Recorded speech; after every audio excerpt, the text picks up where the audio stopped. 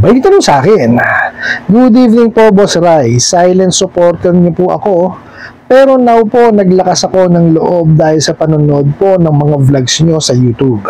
Kung inyo pong mamarapatin, pwede po bang humingi ng advice regarding lang po utang ko sa medyo malaki po kasi nakuha kong loan sa kanila, subalit dahil sa tapal-tapal system, hindi ko na po siya nabayaran. Yung CP ko na ibenta ko na dahil sa kawalan ng pera, kaya napabayaan ko na po yung dalawang utang ko. Paano po kaya ito? Makukulong po ba ako? Or kakasuhan po ba ako at makukulong po ba ako? Sa ngayon po kasi, wala po talaga akong pambayad. Pahid na lang po ng identity ko. Maraming salamat po, Boss Rai. God bless po ng marami. Alright, napakagandang katanungan po nito. Pero bago ho natin sasagutin, imbitahan ko muna sana kayo na pakisuportahan po sana ang aking mga social media accounts sa YouTube, Facebook, and TikTok. Ayan.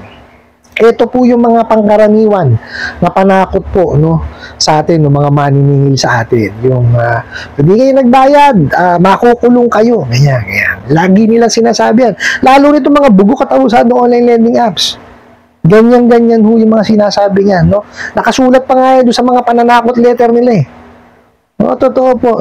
Ngayon, aalamin po natin dito sa ating video kung may katotohanan po ba na makukulong tayo dahil lamang po sa hindi pa natin nabayaran na utang, especially dyan sa mga bugo katabusadong online lending apps na yan. Pero ito po, it applies across sa lahat po ng pautangan. Mapa-lending financing, bangko, o mapa-OLED o sa tao po. Pwede po ito. Okay? So, simulan po natin. Ngayon, sabi nyo nga, silent supporter kayo. Maraming salamat po sa inyong pagsuporta at panonood sa aking mga videos. At sana po may natututunan po tayo, So, ang tanong nyo po kasi is, meron kayong dalawang OLA, na hindi pa ho nababayaran dahil nga walang-wala kayo ngayon. Okay? Ngayon, ang tinatanong nyo is kung makukulong ba kayo or kakasuhan at makukulong. Okay? Ito po yan. Kasi po, doon po sa 1987 na Philippine Constitution, according sa Article 3, Section 20, ito po ay under ng Bill of Rights, Ang nakalagay po is no person shall be imprisoned for debt or non-payment of a poll tax. Okay? So napakaliwanag po. Pagka po may hirong kayong hindi pa lang nababayaran, hindi po tayo makukulong. Ipinagbabawal po ng batas natin. Baka po tanong nyo kung ano yung poll tax. Yung poll tax po is yung sedula.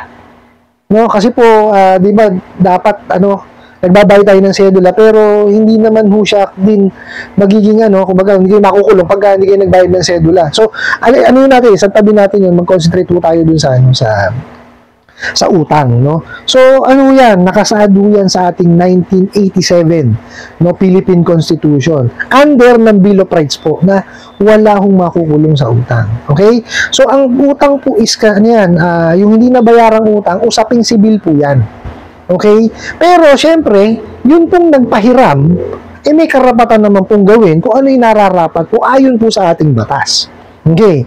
Ngayon, syempre, unang-unang dapat ginagawa nung mga naniningil po sa atin, eto, makinig kayo, mga bugo katabusadong online lending apps, is tawagan kayo or kausapin kayo or puntahan kayo sa inyong bahay para makausap kayo regarding dun sa nahiram po ninyo. Okay? Hindi po pwede na tatakutin kayo, wawalang yain kayo, ipapahiya kayo, kasi po ang nahiram is pera. So, bakit kailangan humantong dun sa sisiraan mo yung pagkatao nung inyong kliyente? Pera yung nahiram eh. So, mag-concentrate ka dun sa paniningil mo, dun sa pera. Diba? Hindi yung collection by shaming. Diba? Biruin mo, wala pang due date, tatawagan mo na yung mga maninakaw mo na contact, nasa contact details ng tao. Diba? Sisingilin mo, kinalaman mo sa utang niya. Diba? Tapos, ipopost mo pa sa social media, ipapahiya mo. Diba? Kaya nga collection by shaming which is hindi tama. Meron na tayong prohibition on unfair debt collection practice, inilista yung bawal. Aba, yun pa rin talaga ginagawa ninyo. Diba? May karapatan naman kayong maningil pero sa tamang pamamaraan. Diba? So, yun yung tamang pamamaraan. Tawagan nyo, email nyo, o kung hindi nyo talaga makontak, puntahan nyo sa bahay. Alamin nyo ano ba yung naging dahilan. Bakit hindi nakabayad? Diba? Baka may pinagdadaanan yung tao. O ngayon, pag nalaman nyo, tsaka ngayon kayo gumawa ng hakbang. For example, offeran nyo ng payment option. Marami naman pamamaraan dyan eh. Diba? O pwede nyo naman i-restructure yan para mabayaran kayo. Di kaya tumanggap kayo ng partial payment para matapos yan. Hindi yung ganyan na walang yaan ng singilan. O diba? O meron bukod ho sa sa ganung pamamaraan, pwede rin ho kayong kumbaga yung mga nagpahiram, hindi pa nakakasingil, pwede ho rin yan sampa ng kasong small claims. Kasi usapin civil nga ito, di ba? Pero kailangan po, yung kanilang sinisingil is na-exhaust na yung lahat ng pamamaraan, di ba? Yun yung una. Kailangan niya napadalan po at naka-receive ng demand letter. Kailangan niya mabigyan po kasi ng pagkakataon yung nanghiram, na makapagbayad o makagawa muna ng paraan by the use of the demand letter. Bigyan niyo ng demand. Kasi ito yung pagpapatunay na, ito, ginawa ko talaga lahat, binigyan ko ng pagkakataon tong tao na to. Para mabayaran niya sa pamamagitan ng sulat na to. Kasi doon sa demand letter, nakalagay dapat lahat ng detalye ng utang. Tapos magbibigyan ka, kumari, ilang days, let's say 15 days, 20 days, o 30 days para mabayaran. Ngayon, kung hindi natupad, kung hindi tumalima doon sa demand letter, that's the time. Pwede na kayong magsampa ng kaso sa small claims court. Okay? Just make sure na kumpleto yung mga documentation po ninyo.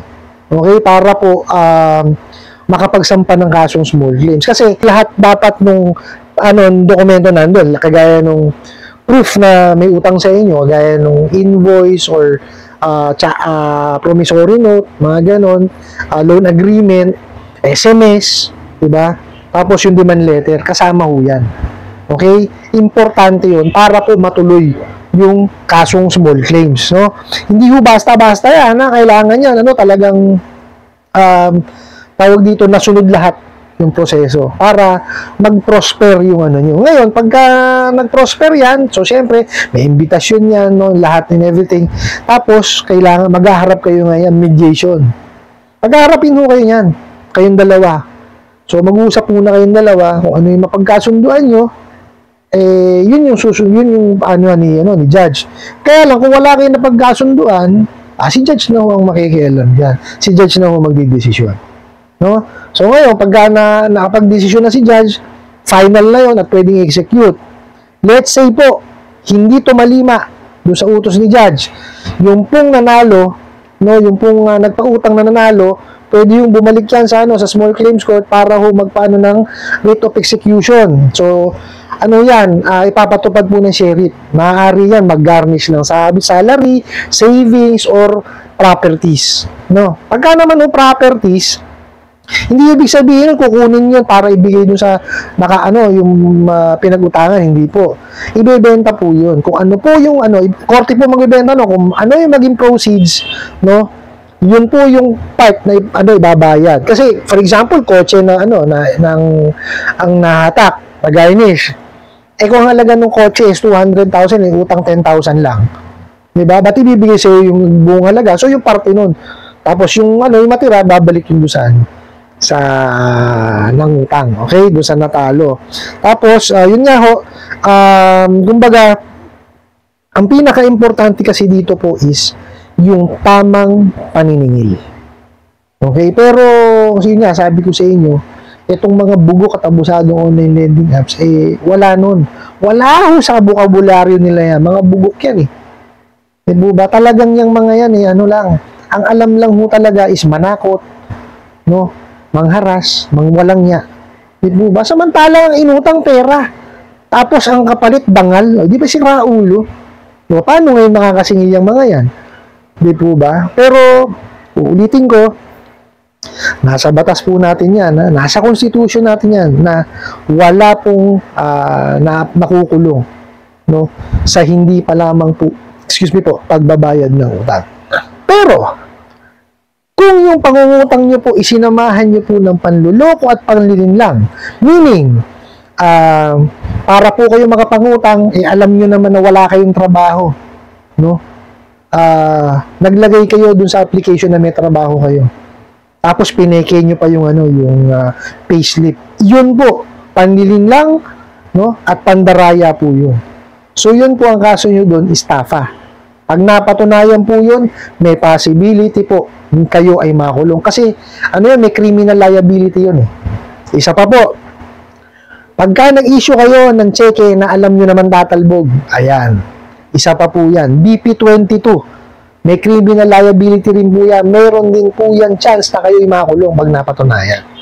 No, kaya po kayo kung manghihiram, wag mo kayo mandadaya, wag mo yung wag yung PPKin kung ano man yung dokumento isasubmit ninyo. Wag kayong gagawa ng kwento na ito trabaho nyo o kumbaga dito kayo nakatira. Pagka huyan napatunayan, there's a possibility po no na kayo ay makulong. Kasi pag napatunayan yan na kayo nanlokot nanlinlang, estafa po yun. Yun po yung estafa ha. Yung panlulokot panlilinlang. Ito kasi mga bugo katabusadong online lending apps, pag hindi ka nagbayad sa kanila, estafa na kagad. Di ba mali? Makikipid ang utak, wala talagang alam sa paniningil eh. Di ba? Basta sila, inupo doon, o tumawag ka dyan. Bahala ka sa buhay mo, ganun lang. May go signal sa mga amo nila ng mga niyan, na mangharas. Okay, so dito po sa channel natin, matututunan po ninyo kung ano po ba talaga yung tamang panghihiram ng pera, pangungutang, pagbabayad, at ano po yung mga batas na nakakasakop po sa pagpapautang. No, kasi po, ang akin po layunin, no, is maarmasan po kayo, no, para kahit papaano yung bang maibsan, yung mga panghaharas, panluloko nitong yung bang nararamdaman natin anxiety tsaka depression, yun ho ang gusto kong maibsan kasi hindi ho ganun kadali no ang makarecover sa sakit po na anxiety tsaka depression. May mga tao pong hindi nakaka-recover diyan. May mga tao po nagbubuwis ang buhay diyan. Kaya yun po yung gusto kong maibahagi sa inyo. Ano po, yung karunungan kasi dami naggo-comment sa akin tsaka papadala po ng mensahe na bakit tinuturuan mong hindi magbayad? Hindi po. Wala po akong tinuturo dito sa aking channel no na wag magbayad. Okay, tinuturuan ko po kung paano nga magbayad. Sabi ko nga, di ba, pag-ipunan at tsaka bayaran eh. Di ba? So wala akong sinasabi na wag bayaran kasi masakit 'yon on my part dahil ako po 'yung maniningil. Pag hindi po ako nakakasihin, nalulungkot po ako eh. No, kasi sa totoo lang, yung mga kliyente po na nakasalamuha ko, talagang tinuturuan ko sila kung paano magbayad.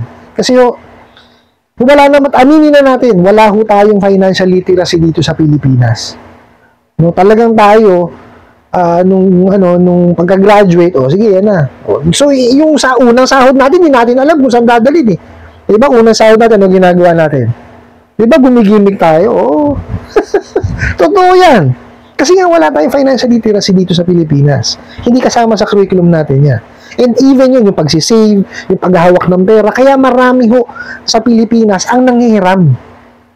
Okay? Kumbaga, ito masakit pero totoo. Minsan ho, nagiging hanap buhay na nila yung panghihiram eh. Totoo po yan. Actually, yan ang tinuturo nito mga buko katabusadong online lending apps na to, yung tapal system. So, hiram, tapal. Ganun ang nangyayari. Wala hong nangyayari sa buhay. Kumbaga, yun, ang may pakinabang lang sila doon sa unang nahiram. Yung succeeding, wala na. Kasi puro tapal-tapal na lang. No? Ulitin ko po, wala pong nakukulong sa utang. Nakalagay po yan doon sa ating konstitusyon. No? Under Bill of Rights po. Ano po, I hope nasagot ko po itong katanungan na to at sana po yung makatulong. Maraming salamat po sa inyong walang sawang pagsuporta at panonood sa aking mga videos. Maraming salamat po sa inyong pag-like, pag-share, pag-comment at pagtatanong. And kunin ko na rin po itong opportunity na to na imbitahan po sana kayo na pakisuportahan po sana ang aking mga social media accounts sa YouTube, Facebook, and TikTok. Nasa muli po, yun lang.